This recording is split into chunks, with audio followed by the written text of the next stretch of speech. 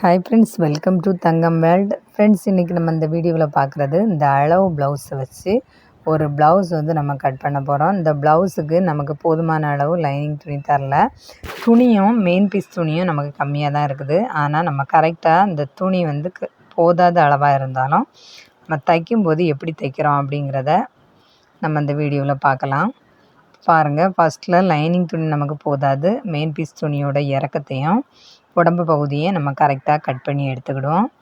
அடுத்ததாக இப்போ lining துணிக்கும் main fees துணிக்கும் நம்ம உடம்பளவு வச்சாச்சு. அடுத்ததாக வச்ச இந்த உடம்பளவை ரெண்டாக போல்டிங் பண்ணி எடுத்துக்கலாம். பாருங்கள், மின் துண்டு இறக்கத்துக்கு கரெக்ட் பண்ணி நம்ம எடுத்துக்கிடுவோம். அடுத்ததாக பாருங்கள், இந்த ப்ளவுஸோட இறக்கம் எவ்வளவு அப்படிங்கிறதையும் நமக்கு தைக்கிறதுக்கு எவ்வளவு தேவையான அளவு அப்படிங்கிறதையும் நம்ம நீட்டாக மார்க் பண்ணிக்கிடலாம். பாருங்கள், இந்த ப்ளவுஸோட இறக்கம் இப்போ 15.5 இன்ச்சுனா நம்ம 16.5 இன்ச்சு வைக்கணும். முன்துண்டு 16, பின் துண்டு 16. இந்த 16.5க்கு நமக்கு இந்த லைனிங் துணி இல்லை. அதனால் நம்ம ஒரு 3.5 இன்ச்சுக்கு ஒரு இறக்கத்துக்கு துணி ஜாயின் பண்ணி தான் நம்ம தைக்கும்போது தைக்கணும். பாருங்கள், அதே மாதிரி முன் கப் ஷேப்புக்கு மட்டும்தான் நம்ம லைனிங் துணியும் மெயின் பீஸ் துணியும் எடுத்துருக்கோம். அடுத்தது முன் கப்புக்கும் நம்ம அந்த பட்டி கிளாத்துக்கு வேறு மெயின் பீஸ் துணி லைனிங் துணி தனியாக தான் நம்ம கட் பண்ணி எடுத்துக்கிடணும், சேர்த்து எடுக்கக்கூடாது. ஃப்ரெண்ட்ஸ், இந்த ப்ளவுஸோட ஃபுல் கட்டிங் வீடியோ நம்ம தங்கமேல்டு சேனலில் அப்லோட் பண்ணியிருக்கோம். மறக்காமல் அந்த வீடியோவை எல்லாருமே பாருங்கள். இந்த மாதிரி முன் கப் ஷேப்பு, கழுத்தளவு, அடுத்தது ஆம்கோல் அளவு எல்லாமே நம்ம அளந்து மார்க் பண்ண பிறகு நீட்டாக நம்ம கட் பண்ணி எடுத்துக்கிடணும். பாருங்கள், இப்போ நமக்கு இந்த ப்ளவுஸுக்கு தேவையான அளவு லைனிங் துணியும் இல்லை, மெயின் பீஸ் துணியும் இல்லை. ஆனாலும் நம்ம இந்த ப்ளவுஸ் கரெக்ட் அளவில் நம்ம மார்க் பண்ணி கரெக்டாக கட் பண்ணிகிட்டு இருக்கிறோம். பாருங்கள், இந்த மாதிரி நிறைய அட்ஜஸ்ட்மெண்ட்டு துணி தைக்கிறதுலேயும் கட்டிங் பண்ணுறதுலேயும் இருக்கும். ஆனால் நம்ம அதை கரெக்டாக செய்து கொடுக்கணும். ப்ளவுஸுக்கு துணி காணாது கொண்டு போங்க அப்படின்னு சொன்னாக்கி அடுத்த முறை நம்மகிட்ட வரமாட்டாங்க. ஃப்ரெண்ட்ஸ், எல்லா அட்டாச்சு சாரீ ப்ளவுஸும் நிறைய துணி இருக்கிறாது. ஒரு சில ப்ளவுஸில் நிறைய துணி இருக்கும், ஒரு சில ப்ளவுஸில் ரொம்ப கம்மியாக தான் துணி இருக்கும். நம்ம கம்மியாக இருந்தாலும் கரெக்டாக தைக்கிறதுக்கு நம்ம பழகிக்கிடணும். பாருங்கள், இந்த பீஸில் தான் நம்ம முன் துண்டு பட்டி கிளாத்துக்கு கட் பண்ணி எடுக்க போகிறோம். இந்த ப்ளவுஸோட கை வெட்டின பகுதியில் உள்ள மீதி பகுதி. அடுத்தது முதுகு பீஸுக்கு வேறு இடத்துல இருந்து நம்ம உடம்பு போக கட் பண்ணி எடுத்த பகுதி. அந்த துணியை நம்ம பேக்கில் வச்சு நீட்டாக ஸ்டிச் பண்ணி எடுத்தால் போதும். பாருங்கள், இந்த ஆம்கோலில் கட் பண்ண துணி நமக்கு போதுமா அப்படின்னு பார்க்குறோம், இல்லை. அதனால நம்ம மெயின் பீஸ் துணியை வச்சு நம்ம முதுகு பகுதியில் லைனிங் துணி கூட சேர்த்து ஜாயின் பண்ணிட வேண்டியதான். இந்த ஜாயிண்ட் எப்படி பண்ணணும் அப்படிங்கிறத பார்க்கலாம். ஃபஸ்ட்டில் நம்ம ஷோல்டரை ஜாயின் பண்ணிக்கிடணும். ஃப்ரெண்ட்ஸ், ஃபஸ்ட்டில் இந்த மாதிரி நம்ம ஷோல்டர் ஜாயின் பண்ணி எடுத்துக்கிடலாம். ஷோல்டர் ஜாயின் பண்ணும்போது கழுத்தோட பகுதியில் 1/2 இன்ச்சும், ஷோல்டர் பகுதியில் 3/4 இன்ச்சும் நம்ம கொஞ்சம் கிராஸில் 1/4 இன்ச்சு கிராஸில் ஜாயின் பண்ணிக்கிடணும்.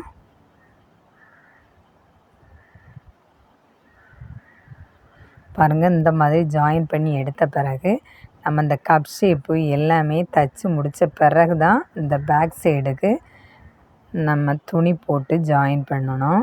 ஏன்னா பட்டி கிளாத்துக்கெல்லாம் நமக்கு அடிஷ்னல் துணி தேவைப்படும். அதனால் எல்லா வேலையுமே முடித்த பிறகு நம்ம பேக்கில் ஸ்டிச் பண்ணிக்கிடலாம். பாருங்கள், பேக் நெக்குக்கு ஒரு 3.5 இன்ச்சு துணி நம்ம துண்டு போடணும். அந்த துண்டு எப்படி நம்ம போடணும் அப்படின்னா, பாருங்கள், இந்த மெயின் பீஸ் துணி நம்ம உடம்புக்கு கட் பண்ணது போக மீதி இருந்த துணியை இந்த லைனிங் துணிக்கும் மேலே வச்சு நம்ம ஸ்டிச் பண்ணிக்கிட்டு இருக்கிறோம். இந்த மாதிரி நீட்டாக ஜாயின் பண்ணி ஸ்டிச் பண்ணிக்கிடணும். ஜாயின் பண்ணி ஸ்டிச் பண்ண பிறகு இந்த மெயின் பீஸ் துணியில் இந்த லைனிங் துணி பகுதியை திருப்பி விட்டு நீட்டாக ஒரு அமுக்கு தையல் போட்டால் போதும்.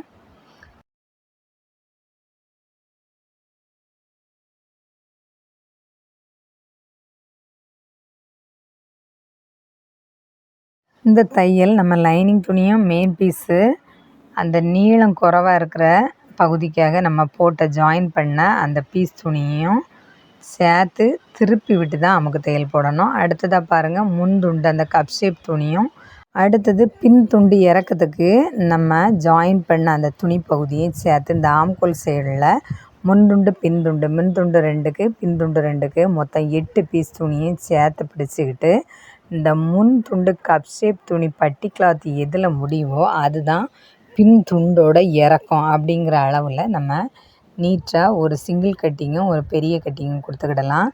ஏன்னா இந்த சிங்கிள் கட்டிங் இருக்க இடத்துல நம்ம போல்டிங் பண்ணி அடுத்தது பெரிய மடக்களவுக்கு நீட்டாக பெரிய போல்டிங் பண்ணி தைச்சா போதும். பாருங்கள், அடுத்தது போதுமான அளவு ஆம்கோல் சின்னதாக இருந்தால் நம்ம கரெக்டாக கட் பண்ணி எடுத்தால் போதும்.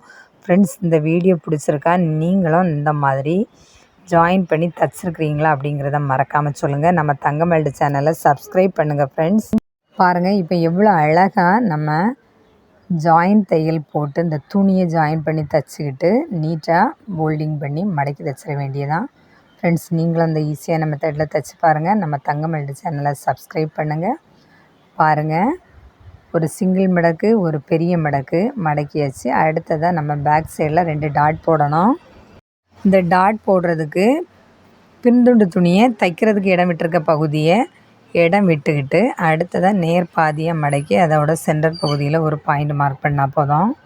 இந்த மாதிரி நம்ம தைச்சி எடுக்கும்போது பேக் சைடோட இறக்கம் முன் கப் ஷேப்போட இறக்கம் எல்லாமே நமக்கு கரெக்டாக கிடச்சிரும். நீங்களும் இந்த மாதிரி தைச்சி பாருங்கள். நம்ம தங்கமேல்டு சேனலை மறக்காமல் சப்ஸ்கிரைப் பண்ணுங்கள், லைக் பண்ணுங்கள், ஷேர் பண்ணுங்கள். இந்த வீடியோ பார்த்த அனைத்து நல்ல உள்ளங்களுக்கும் நன்றி.